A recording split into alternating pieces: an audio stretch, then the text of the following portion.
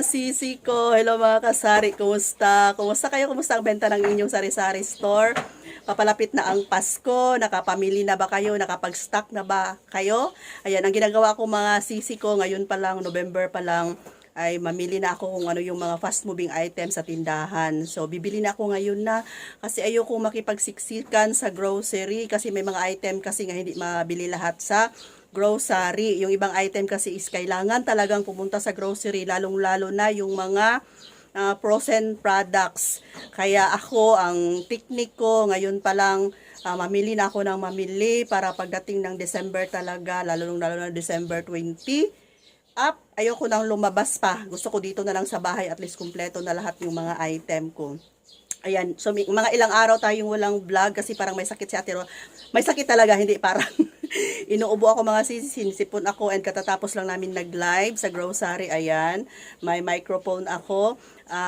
Sumingit lang ako saglit para mag-live, para ma-update naman itong ating tindahan. So sa ngayon, marami pa akong stock kasi nag-grocery ako last, nasa 40,000 yun. Nag-abot yung stock ko sa grocery, nasa 33,000 siguro. Tapos yung deliver ng grocery is 7,000, mag-8,000, kaya umabot siya ng 40,000.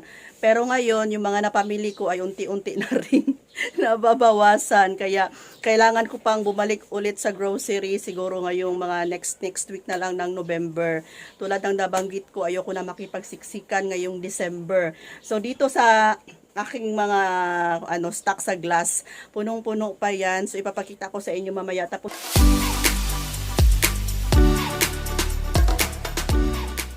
si Kuya Dave, yan, kararating lang. Puntahan natin dito, bumili ng itlog. Mahal ng itlog mga sisi, nasa 8. XL kasi yung binibili namin, Kuya Dave. XL ba yan? XL yan. Tapos nasa 8.50 na.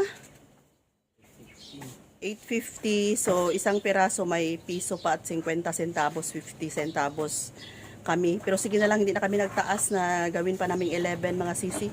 Parang mahal na siya pag gawin pang 11. So 10 pa rin yung benta namin. So sa isang tray may 45, parang may 45 pesos pa tayong kikitain. Okay na lang, basta't madali lang siyang maubos. Yun yung pinakamahalaga. Tapos yung itlog namin ay binibili namin dito sa farm. Fresh from the farm talaga siya. Ayan oh. Bagong-bago. Gusto kasi ng mga suki, bagong-bago talaga. Kasi pag luma na siya, pag i-open mo siya, parang masira yung igyok niya. Pero pag fresh kasi, bilog pa rin. Nakabili si Kuya Dave ng 15 trays ng itlog. So need pa namin na magpa-reserve talaga. Tatawag kami para ma-reservahan ng itlog. Kasi pag hindi kami tatawag, walang maibigay sa amin. And gusto ko lang i-share sa inyo nung last vlog ko, kung naalala nyo pa, na nagtaka ako kung bakit naubos na yung mga paninda ko and kulang-kulang na yung pangpuhunan ko mga sisi ko. So sabi ko, nabanggit ko noon pala na nakapag-save si Kuya Dave, pero ngayon totoo lang naubos talaga. Tinanong ko si Kuya Dave, wala daw siyang na-save kasi nga nagagalit daw ako kasi magkakalbo yung tindahan. Meron pala siyang na-save nung last month, nasa umabot siya ng 20,000, pero yung pera na yon ay kaya pala hindi siya napamili dito sa tindahan dahil ginawa namin siyang allowance nung pumunta kami sa Davao, nung nagpasyal-pasyal kami kasama yung family niya. Pero yun na nga, naubos pala. Kaya yung time na yun ay walang laman yung aming sari-sari store. Pero pinagsisikapan ni Ate Rose ninyo na mapuno ulit yung tindahan. Ayan, may diskarte tayong ginawa. Okay, so mayroon pang nakasave si Kuya Dave dyan na mga barya. Bibilangin natin kung baka aabot yan ng 10,000 siguro doon napunta yung barya mga sisi. So silipin natin yung lagayan ni Kuya Dave ng barya at bilangin natin kung magkano yung naipon niya. So si Kuya Dave nag-arrange ng itlog and gusto kong siya mismo yung kukuha ng lagayan ng barya. Pakilagay dito sa sahig, Kuya Dave, yung box at ako'y magbilang. May free ba? May free? 5 lang. Ay, may ilagay mo muna yan. Lagay muna natin sa rep. Kailangan lutuin ka agad ito para hindi siya magka-bakterya. Ayan, kundi lagay sa Tupperware at sa safe na lugar. Ayan pag bibili ng itlog may mga basag-basag pa talaga. Ayan, binuhat na ni Kuya Dave. Hindi natin alam kung saan galing. Ayan, hindi ko alam kung saan. Hindi natin nalalaman kung saan niya kinuha. Ayan, ito yung isang box na maliit. Dito nakalagay yung mga baryang naiipon ni Kuya Dave. Kaya siguro, minsan nasi-short si Ate Rose ninyo kasi nasa barya. Bilangin natin, tag pa 500 to. 5. Grabe, tag pa 500 to mga sisi. 1,000. 1,000 na yan. Tag 5 pesos. 1,000. 2,000. Wait lang. 2,500. 3. 333. Hala. 33. 335. 4. Hala. 5. 6. Oy, nasa 7,000 ang nakip ni Kuya Dave na barya, mga sisi ko. Yan na. Nandito pala yung ibang pambili ko sana ng mga ano ngayon. Yan. Nandito pala. Tapos yung mga barya ngayon, dito sa lagayan, puno pa yan, oh. Punong-puno pa yan, tapos andoon pa. Kaya pala, Kuya Dave, ibalik mo to sa gikwaan mo, huwag mo ipakita sa kanila, para hindi nila alam kung saan yung secret na lagayan mo. Shout out, Kuya Dave. So, ito na yung itlog na display na ni Kuya Dave. 15 trays lahat yan, mga sisi ko.